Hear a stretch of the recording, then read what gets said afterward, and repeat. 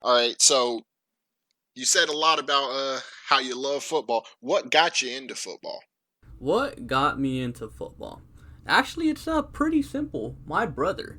Uh, Believe it or not, I didn't become a huge football fan until like 2008, 2009 with the Texans. But the reason I became a football fan is because every weekend, my brother would hog up the TV and he'd just be watching football. So eventually, I had no other choice than to watch football, and I kind of liked it. It was like those Matt Schaub days back when Schaub was actually good. Believe it or not, some people seem to think Matt Schaub was always bad, but Matt Schaub had like a nice little 4 year run.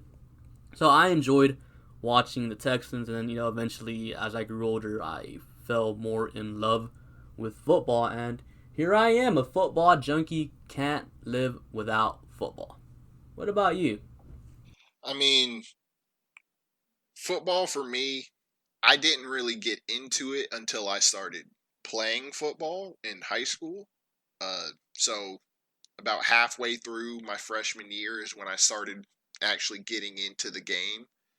Uh, Believe it or not, I actually became a fan the same year that the Texans, the team I had chosen to make my favorite, they had gone 2-14.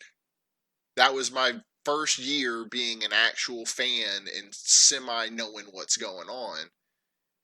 And I got into the Texans because of one specific player, and it wasn't anybody you would think. It wasn't Andre, it wasn't Arian, it wasn't even the previously good Matt Schaub. It was Brian Cushing.